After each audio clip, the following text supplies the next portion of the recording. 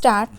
आज या जगात आपण पाहतो देह, सुख, पैसा व प्रतिष्ठा हीच सुखाची साधने आहेत असे मानणाऱ्या सामान्य माणसाला देहबुद्धीमुळे असमाधान राहते, तर आत्मसुख, भक्ती आणि निस्वार्थ प्रेम हीच सुखाची साधने मानणाऱ्या संतांचे जीवन आत्मबुद्धीमुळे समाधानाने भरून वाहते.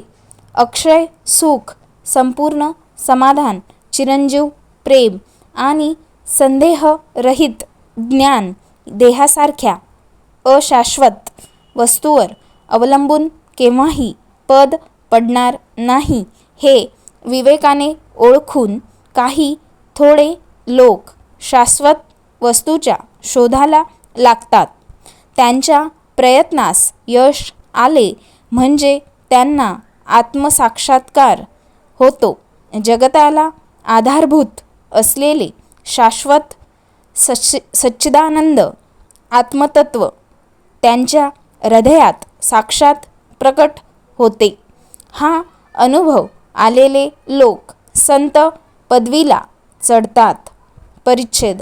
आपण भारतीय लोक ब्रह्मविद्येला म्हणजे आध्यात्मिक अनुभवावर आधारलेल्या संत जीवनालाच सर्वश्रेष्ठ मानतो.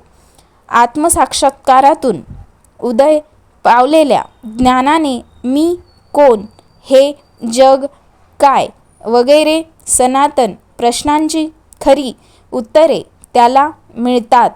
त्यामुळे त्यांचे जीवन संपूर्ण समाधानी व आनंदमय बनते.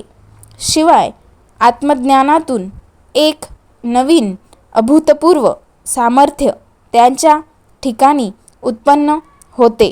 त्या सामर्थ्याच्या जोरावर काळजी, तळमळ, दुःख व मोह यापासून तो कायमचा मुक्त होतो.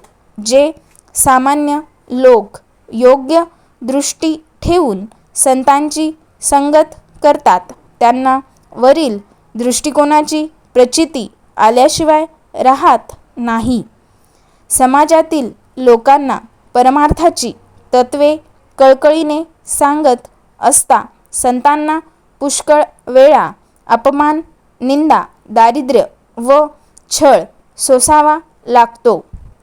तरी पण त्यांच्या ह्या बुद्धीचा आणि निस्वार्थ बुद्धीचा जोर इतका विलक्षण असतो की सर्व मानहानी पचवून लोकांना आत्मज्ञानाच्या मार्गावर नेऊन सोडण्याचे ते कधीही टाकीत नाहीत. देहाने गेल्यावर देखील त्यांचे शब्द आणि त्यांची कृती हजारो जीवांना अनेक शतके दीपगृहाप्रमाणे मार्गदर्शन होतात.